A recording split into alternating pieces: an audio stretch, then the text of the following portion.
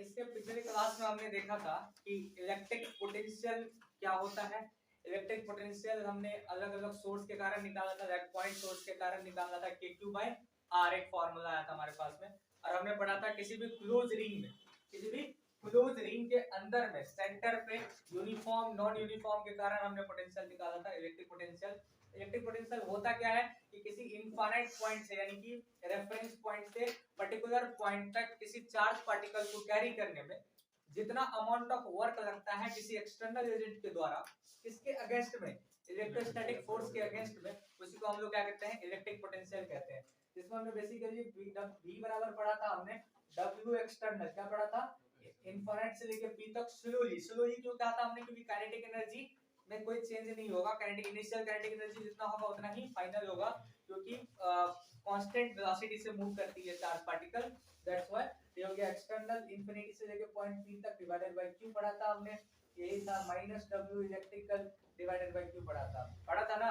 ये फार्मूला हमारे पास था। इंपोर्टेंट नोट में अगर मैं बात करूं तो अगर एक्सटर्नल फोर्स का वर्क डन निकालना होगा तो Q * V निकाल लेगा, अगर W इलेक्ट्रिकल चाहिए तो -Q * V हो जाएगा। कोई दिक्कत वाली बात नहीं है। ये दो फार्मूला को आप याद रखेंगे तो बहुत ही इंपॉर्टेंट फार्मूला है। W external = Q * V, W electrical = -Q * V। कोई डाउट वाली बात नहीं होनी चाहिए। ये दो फार्मूला जो बच्चा ने नहीं लिखा था इसको लिख लो साइड में, है ना। W जब भी कभी एक्सटर्नल फोर्स के कारण अगर वर्क डन निकालना हो तो Q * V, V जहां पे इलेक्ट्रिक पोटेंशियल है, और इलेक्ट्रिकल की वजह से निकालना हो तो -Q * V होता है, जिसको आप याद रखना है। फार्मूला से आया है, मैंने कुछ नहीं करा इसमें, ठीक है, ध्यान रखिए इस बात को आप। तीसरा मुख्य क्वेश्चन आता है इस चैप्टर में, जो वो कहता है कि what is the relation between electric field and electric potential. क्या संबंध होता है इलेक्ट्रिक फील्ड और इलेक्ट्रिक पोटेंशियल। आई बात समझ में। ये सवाल पूछा जाता है कि इलेक्ट्रिक फील्ड और इलेक्ट्रिक पोटेंशियल में क्या संबंध है। बहुत बार ये क्वेश्चन आ चुका है, बहुत बार मैंने कई बार डिस्कस भी किया इस चीजों को, तो ध्यान रखिएगा इस बात को। क्या फार्मूला होता है जी, डायरेक्ट मैं लिखता हूं आपको, V बराबर जो होता है, क्या होता है, V बराबर जो होता है माइनस, क्या होता है जी, -E * d vector dot dr vector होता है। यहाँ पे r का वैल्यू कहां से जी, इंफिनिटी से लेकर के r तक, इंफिनिटी से लेके r तक। देखिए जी, in the direction of electric field जो होता है, एक महत्वपूर्ण बात, in the direction of electric field electric potential decrease करता है। क्या करता है, डिक्रीज करता है। अगर इलेक्ट्रिक फील्ड बढ़ा दिया जाए, किसी भी चार्ज पार्टिकल का इलेक्ट्रिक फील्ड को अगर बढ़ा दिया जाए तो उस इलेक्ट्रिक फील्ड को बढ़ने की वजह से उसका इलेक्ट्रिक पोटेंशियल डिक्रीज हो जाता है। कैसे, देखो ना, अगर ये बढ़ रहा है, ये क्या होगा, बढ़ रहा है, तो क्या हो गया जी, यहाँ पे ये इसके साथ ये माइनस हो गया, तो प्लस माइनस क्या हो गया, माइनस, ओवरऑल ये क्या हो गया, माइनस हो गया। हुआ कि नहीं हुआ। तो इन the direction of electric field, क्या बोला मैंने, इन the direction of electric field electric potential is decreases. Understand, ध्यान रखिएगा इस बात को। तो लास्ट क्लास में हमने इस लेक्चर को देखा था, तो क्या बोला हमने कि अगर इलेक्ट्रिक फील्ड को बढ़ा दिया जाए तो इलेक्ट्रिक पोटेंशियल क्या हो जाएगा, घट जाएगा, बिकॉज ये माइनस यहाँ पे साइन दिया हुआ है। अरे हाँ ना, ध्यान रखें इस बात को। ये कॉन्सेप्ट समझ में आ गया। चलिए अपन बात करते हैं, तो इसको लिख दीजिए आप, इन the direction of electric field, in the direction of electric field, in the direction of electric field, लिख दो नोट करके इस बात को आप, ठीक है। क्या चीज, इन the direction of electric field, in the direction of electric field, value of electric potential, value of electric potential in the direction of electric field, value of electric potential decreases। Electric field के direction में क्या होता है, electric potential का value decrease करता है। Understand. और ये फार्मूला को आप याद रखिएगा, ओके, ये फार्मूला को याद रखिएगा। Don't take much time, write quickly.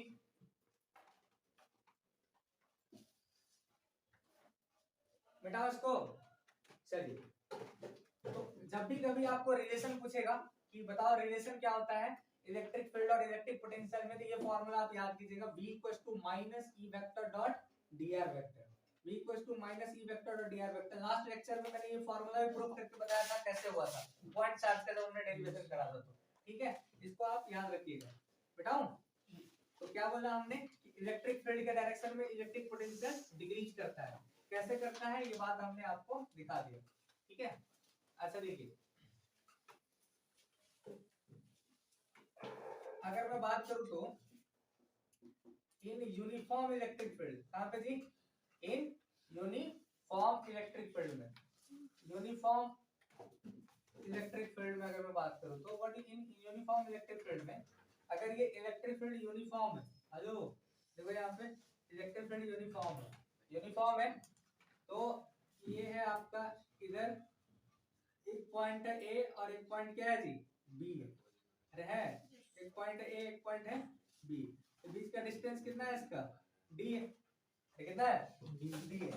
अगर मैं बात करूं तो पोटेंशियल डिफरेंस कितना आ जाएगा, अरे higher potential minus lower potential, तो VB माइनस VA का जो वैल्यू आ जाएगा तो क्या आ जाएगा, माइनस E इंटू डी आ जाएगा, आया कि नहीं आएगा, क्योंकि E dot D ds cos theta दोनों सेम डायरेक्शन में है तो माइनस ED आ जाएगा, ठीक है। ये हो गया पोटेंशियल डिफरेंस। एक्चुअली ये भी पोटेंशियल डिफरेंस है, हमने लिखा था ना क्या जी,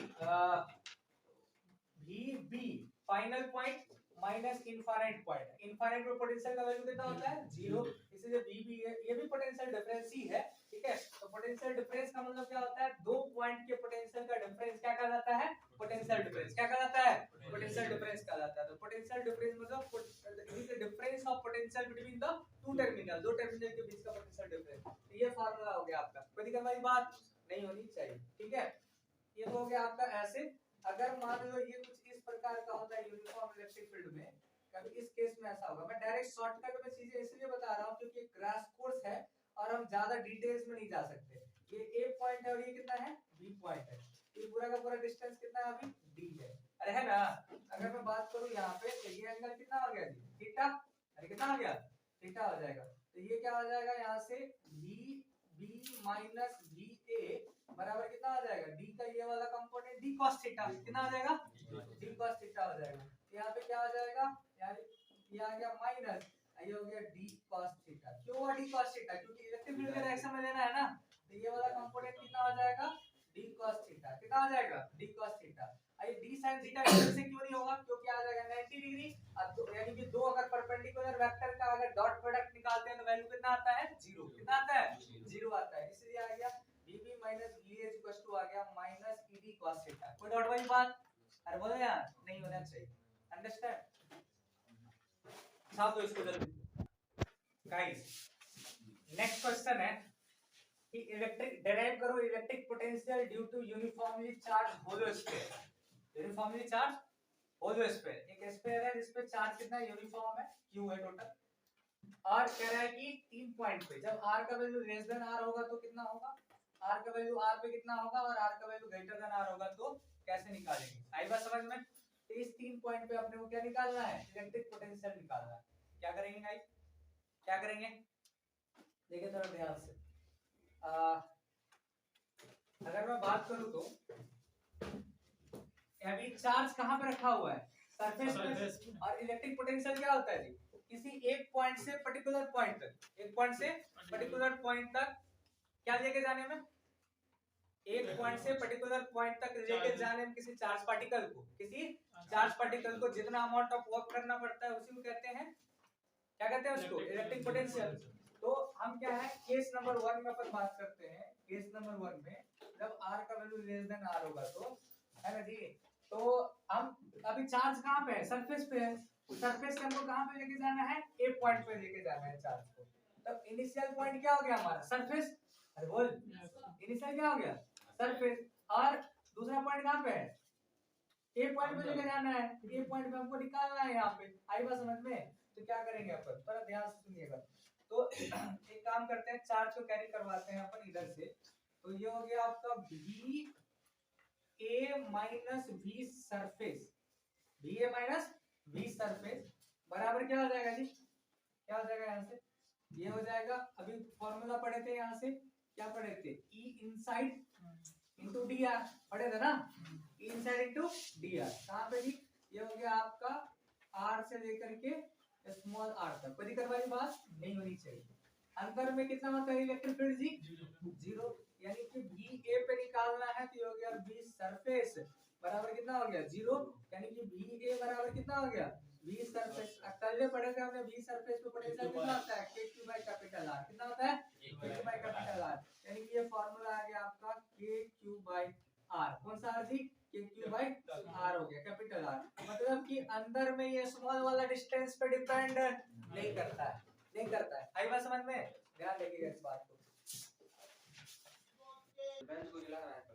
अब है केस नंबर 2, कोई क्या जी अब केस नंबर 2, केस नंबर 2 क्या है, r इक्वल्स टू r पे अपने को निकालना है इलेक्ट्रिक पोटेंशियल, क्या निकालना है r equals to r point पे निकालना, यानी कि सरफेस पे भी निकालना है इलेक्ट्रिक पोटेंशियल को। कहां से चार्ज को लाएंगे अब कहां से लाना पड़ेगा इनफाइनाइट से, बस स्टैंड कहां पे अब इनफाइनाइट में, नहीं जी पटना में।